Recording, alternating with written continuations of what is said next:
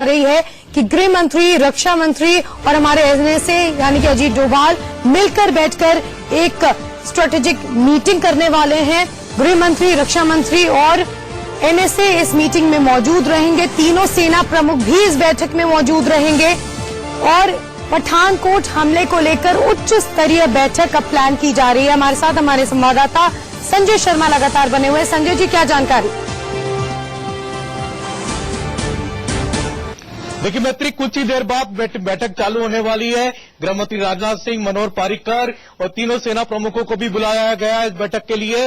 ये बैठक इसलिए भी अहम मानी जा रही है क्योंकि अब आतंकवादियों ने अपना मोडस ऑफ ऑपरेंडिंग चेंज कर दिया है। वो आर्मी की वर्दी में पहन करके घुस करके वो मार रहे हैं, सीधे सीधे हमला कर रहे हैं और साथ ही साथ अब जम्मू कश्मीर की सीमा से बाहर गुरदासपुर के बाद ये दूसरा बड़ा हमला है जो जेएंडके के बाहर हुआ है, जम्मू कश्मीर के बाहर हुआ। चाहे पाकिस्तान की सीमा लगी हो, लेकिन पठानकोट का ये जो हमला है पूरी तरह से रेकी करने के बाद हुआ है। ये जानकारी गृह मंत्रालय को मिल रही है। के रंजीत से भी पूछताछ होगी, उसके बाद पटियाला कोर्ट में पेश भी किया जाएगा, उससे भी बातचीत करके निकाली जाएगी जानकारी। लेकिन जो आर्मी इंटेलिजेंस ने जो इंटरसेप्ट की है मैसेजेस, वो काफी डैमेजिंग है, जिसको लेकर के की सारी बैठक बुलाई जा रही है। सभी तीनों प्रमुख सेना अध्यक्षों को बुला लिया गया है। ये सारे सबके साथ बैठ करके जो बातचीत होगी और उसके बाद नई प्लानिंग होगी, क्योंकि आने वाले दिनों में 26 जनवरी भी आने वाली है। इंटेलिजेंस को पहले से सूचना थी, आईबी ने पहले से अलर्ट कर रखा था कि कहीं बड़ा हमला होने वाला है। ये बड़ा हमला माना जा रहा था कि प्रधानमंत्री नरेंद्र मोदी पर हो सकता है, सेना भवन पर हो सकता है, सेना अध्यक्ष पर हो सकता है, लेकिन अब इसकी चांसेस और ज्यादा बढ़ गए हैं क्योंकि आईबी के अनुसार करीब 100 से 150 ट्रेंड आतंकवादी भारत की सीमा में प्रवेश कर चुके हैं। अभी तक सिर्फ 4 आतंकवादी मारे गए हैं पठानकोट में, लेकिन काफी ज्यादा आतंकवादी भारत की सीमा में पहुंचे हुए हैं, कहीं न कहीं छुपे हुए हैं और बड़ी आतंकवादी हमला करने की फिराक में घूम रहे हैं। मैत्री, बिल्कुल, तो उच्च स्तरीय बैठक होने वाली है जिसमें तमाम सेना प्रमुख मौजूद होंगे, रक्षा मंत्री मौजूद होंगे, गृह मंत्री मौजूद होंगे, एनएसए अजीत डोभाल मौजूद होंगे और ये लोग बात करेंगे कि कैसे अब काउंटर अटैक को या काउंटर करने के लिए स्ट्रैटेजी प्लान की जाए। बहुत अहम जानकारी जो इस पूरे आतंकी हमले से निकलकर सामने आई वो ये कि पिछली बार कुछ ही समय पहले जो आतंकी हमला हुआ था वहां भी जो रास्ता अपनाया गया था इन्फिल्ट्रेशन के लिए, आतंकियों ने जो रास्ता अपनाया था अंदर घुसने के लिए, इस बार भी वही रास्ता अपनाया गया है, यानी कि पठानकोट से होते हुए जो रास्ता जाता है। आज भी हमारे साथ ब्रिगेडियर जुड़े हुए हैं। सर, आपसे ये जानना चाहूंगी, जरा पठानकोट के बारे में बताइए, किस तरह से इन्फिल्ट्रेशन यहां से होता है और कैसे आतंकी अंदर घुसते हैं इन रास्तों के जरिए?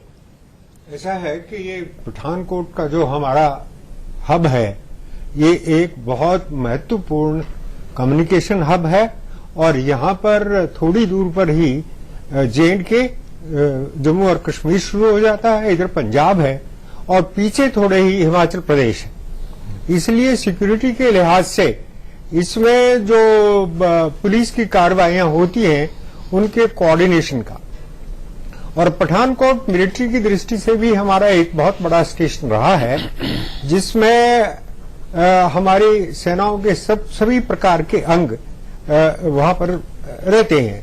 इसलिए पठानकोट एक बहुत महत्वपूर्ण हब है और पंजाब की तरफ से गुरदासपुर के रास्ते से आते हुए जो हमारी सीमा है उस पर थोड़े दिन पहले भी हमला हुआ था। इसलिए इन्फिल्ट्रेशन के लिए ये एक रास्ता है जिस पर चौकी और सतर्कता रहने की जरूरत है। एक मैं छोटी और बात करूं, अभी बात हुई इस कल आज के हमले के बारे में, इसको बहुत समझ बूझ कर और बड़ी प्लानिंग के साथ किया गया है। आज अंतर्राष्ट्रीय स्तर पर भी और भारत में भी हमारी जो सुरक्षा एजेंसियां हैं उन पर पूरे राष्ट्र को बड़ा विश्वास है। इसलिए प्लानिंग ये हुई है कि जो यूनिफॉर्म्ड सर्विसेज हैं, चाहे वो पुलिस की हो चाहे वो आर्मी की हो, उनमें आपस में किस तरह से लोगों का उनके प्रति विश्वास उठे। इसलिए पुलिस के अधिकारी से उसकी गाड़ी छीनना और फौज की ड्रेस पहनकर ऐसा काम करना, इस दोनों से ये एक उनकी बड़ी सोची समझी चाल है कि किस तरह से इन सुरक्षा एजेंसीज में आपस में तनाव पैदा किया जाए। ये जो आप बैठक की बात कर रहे हैं ना, ये सुरक्षा की दृष्टि से होती रहती हैं जी।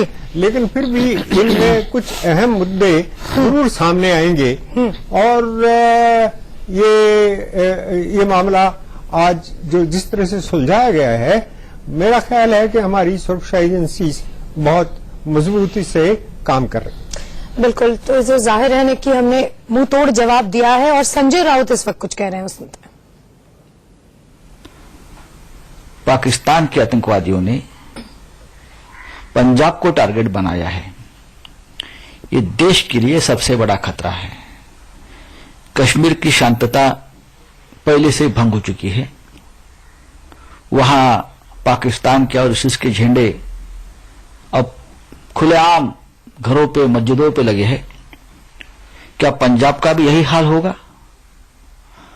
टॉक जो चल रहा है पाकिस्तान के साथ, वो जनता के सामने खुली होनी चाहिए। और हम आज भी कहते हैं, पाकिस्तान के इस प्रकार के जो टेररिज्म के ग्रुप है, उनको उन्हीं के भाषा में जवाब देने की जरूरत है और जवाब देना ही पड़ेगा। सर, गृहमंत्री ने यही बात की, उन्होंने कहा कि हम भले ही शांति के वाहक हैं, लेकिन जब हम पे हमला होगा या हम पे टारगेट किया जाएगा तो हम उसको प्रत्युत्तर देंगे। और इसी बड़ी खबर पे लगातार बने हुए हैं, पल पल की जानकारी आपको देंगे। जैसा हमने बताया कि उच्च स्तरीय बैठक होने वाली है, नजरें उस पर भी हैं कि क्या अहम फैसले उस मीटिंग से निकल करके आते हैं।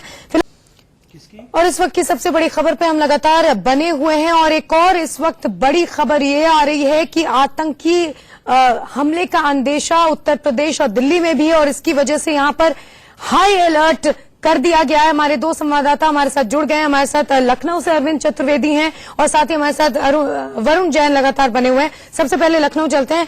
अरविंद, क्या जानकारी? जी, मैं आपको ये बताना चाहता हूं कि जिस इलाके में हम इस समय खड़े हैं, ये वीवीआईपी इलाका कहा जाता है। बहुत बड़े लोग यहाँ रहते हैं, लेकिन यहाँ पे जो फोर्स है उसको डिप्लॉय की गई है, उनको लगाया गया है। उसके अलावा डीजीपी एक हाई लेवल की मीटिंग कर रहे हैं, उसमें बहुत सारे बड़े अधिकारी उस मीटिंग में शामिल हैं। और मैं आपको ये बताते चलूं कि निश्चित रूप से मुद्दा भी शामिल है, क्योंकि जिस तरीके से उत्तर प्रदेश को थ्रेट है, उससे ये सुरक्षा व्यवस्था को लेके खास तौर पे ये मीटिंग बुलाई गई है। और हम आपको ये बता दें कि अलग अलग जगहों पे जो सेंसिटिव जगह हैं, चाहे वो अयोध्या हो, चाहे बनारस हो, चाहे मथुरा हो, चाहे उत्तर प्रदेश की राजधानी लखनऊ हो, यहां पर सुरक्षा व्यवस्था को बढ़ाने का काम किया गया है। और शायद इसी कारण हम ये बताते चले कि इसी कारण से जो है डीजीपी ने ये हाई लेवल की मीटिंग बुला के रखी हुई है। इसके बाद एक और मीटिंग होनी है जिसमें जो आईजी लॉ एंड ऑर्डर हैं उनको खास तौर पे बुलाया गया है और हो सकता है कि सुरक्षा व्यवस्था की समीक्षा की जाए। बिल्कुल, तो उत्तर प्रदेश से खबर मिल रही है कि सुरक्षा व्यवस्था की समीक्षा की जाएगी और हाई अलर्ट पर पूरे इलाके को कर दिया जाएगा। हमारे साथ वरुण जैन जुड़े हुए हैं दिल्ली से। वरुण, दिल्ली से सुरक्षा हलकों से क्या जानकारी मिल रही है? देखिए, बिल्कुल हमारे कई सीनियर अधिकारियों से बात हुई। उनका कहना था कि अभी पास में ही क्रिसमस थी, न्यू ईयर था और 26 जनवरी भी अभी बिल्कुल सर पर है, तो दिल्ली पुलिस पहले से ही काफी अलर्ट पर थी। AQIS आतंकी जब गिरफ्तार हुए थे, उनसे भी एक इनपुट मिला था कि वो न्यू ईयर और 26 जनवरी से पहले किसी बड़ी वारदात को अंजाम देना चाहते हैं। तो दिल्ली पुलिस पहले से ही इस समय अलर्ट पर थी। लेकिन जिस तरीके से ये पठानकोट में आतंकी वारदात हुई है, जो फोर्सेज है वो जितने भी बड़ी जगह है वहां पर बढ़ा दी गई है, चाहे एयरफोर्स हो, रेलवे स्टेशन हो, बस अड्डा हो, टूरिस्ट स्पॉट पर भी खासतौर से सुरक्षा बढ़ाई गई है। क्योंकि आज शनिवार है, कल रविवार है, छुट्टी का दिन है, तो जो ऑफिसर्स है उनको लगता है कि टूरिस्ट स्पॉट पर जो लोग हैं वो घर से निकल कर आ सकते हैं, भीड़ बढ़ सकती है। इसलिए जो टूरिस्ट स्पॉट है, चाहे अक्षरधाम हो, चाहे लाल किला हो, चाहे कुतुब मीनार हो, हर जगह जो सुरक्षा व्यवस्था है उसको और भी कड़ा कर दिया गया है। जी बिल्कुल, तो जितनी अहम जगहें हैं टूरिज्म के लिहाज से भी उन पर भी सुरक्षा कड़ी कर दी गई है।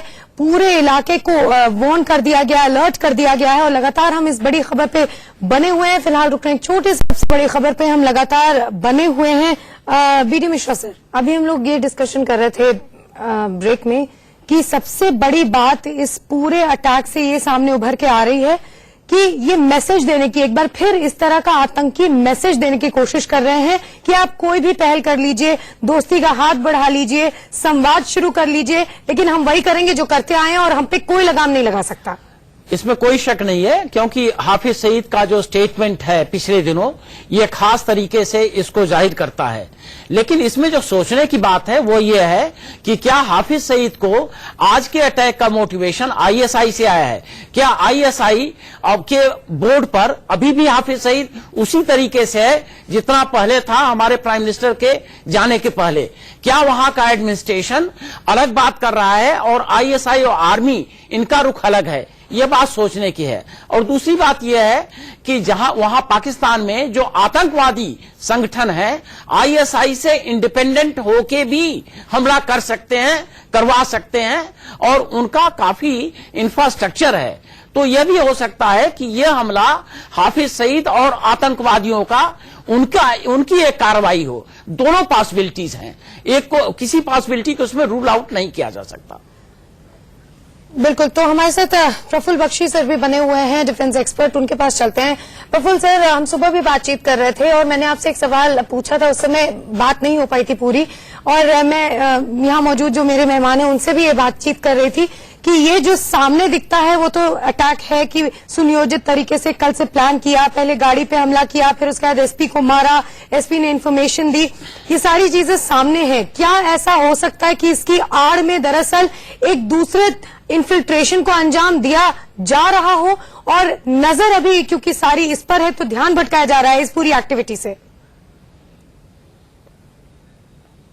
हो सकता है कि ये भी चाल हो, पर उनको ये बात बिल्कुल आप मान के चलिए कि सब चीजें पॉसिबल है, बट पॉसिबिलिटी तो एक तरफ है, पर एक्चुअल चीज जो ये है कि आईएसआई और आर्मी के खिलाफ ये आतंकवाद की जो संगठनें हैं जो इस काम को अंजाम देती है, ज्यादा देर नहीं कर सकेंगी। अगर ये अंजाम, जैसे कि अभी ब्रिगेडियर साहब ने बोला, अगर आतंकवादी ने आर्मी और आईएसआई के खिलाफ से निर्णय लिया है तो ज्यादा देर नहीं टिक सकते। ये टोटल कंट्रोल आईएसआई का है, और आईएसआई ही आर्मी से पूरा का पूरा रूल्स ऑफ एंगेजमेंट लेकर इस काम को अंजाम दे रही है। इस बात को आप मान के चलिए। पर अगर ऐसी कोई संस्था आ जाती है जो इतनी पावरफुल होती है कि आर्मी को और आईएसआई को भी ओवर रूल कर सकती है, जैसे कि आईएसआईएस आ गई हो या उनके कोई सपोर्टेड ऑर्गेनाइजेशन हो, वो दूसरी बात है। पर हमें प्रॉब्लम यह है कि हम ये कब तक विश्लेषण करते रहेंगे कि किसने किया। हमको तो ये प्रॉब्लम है कि हम क्यों फेल हो रहे हैं घड़ी घड़ी। 15 साल से यही हो रहा है, हमारे आर्मी बेसिस पे, गुरखा बेसिस पे, हमारे आर्मड कोर रेजिमेंट पे, और इस जगह पे जो अंजाम दिया जा रहा है, इसके लिए हम आतंकवादियों को नहीं ठहरा सकते, उनको नहीं इल्जाम लगा सकते।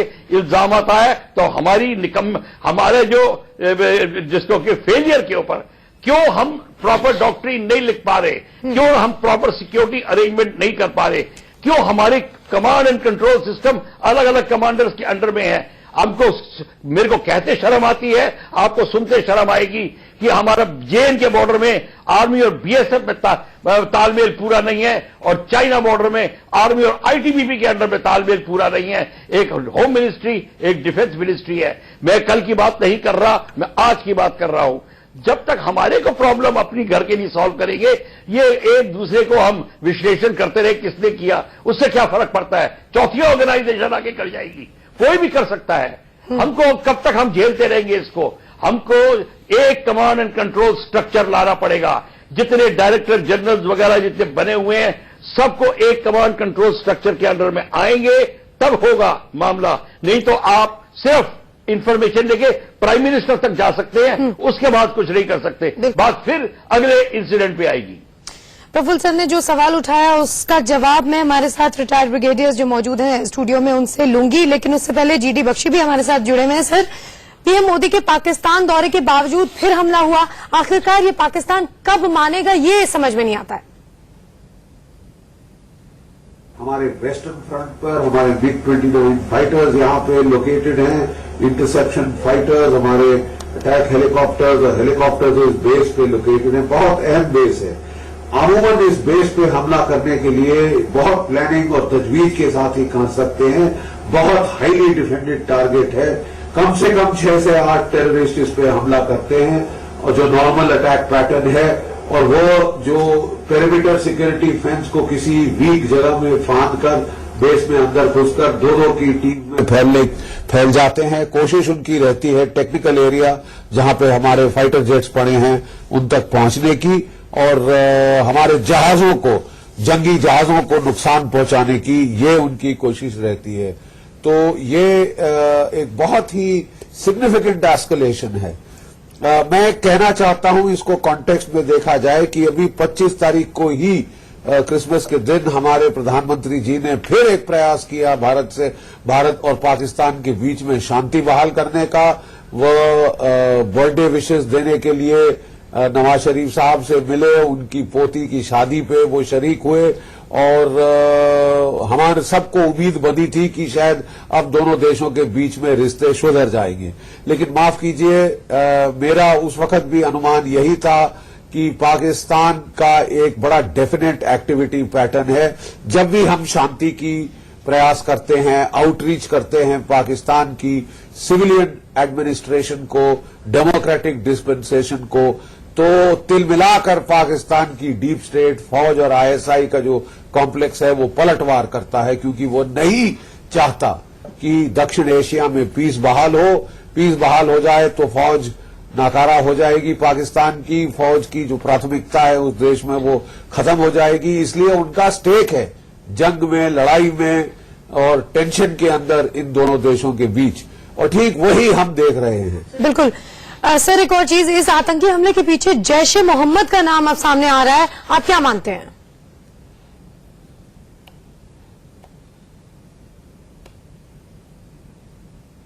देखिए, पाकिस्तान ने ही जैश ए मोहम्मद और लश्कर ए तैयबा जैसे ये आतंकी ग्रुप खड़े किए हैं, जिनका मेन मकसद है भारत के ऊपर हमले करना। मसूद अजहर का खड़ा किया गया ये जो संगठन है, ये बहुत ही एंटी इंडियन संगठन है, पॉइंटेडली इंडिया स्पेसिफिक संगठन है, और ये पाकिस्तान की आईएसआई ने खड़ा किया है भारत पे इस प्रकार के हमले करने के लिए। और ये हमला पंजाब में हुआ है, जम्मू कश्मीर में नहीं, जो पाकिस्तान कहता है कि सब झगड़ों की जड़ है इन दोनों देशों के बीच।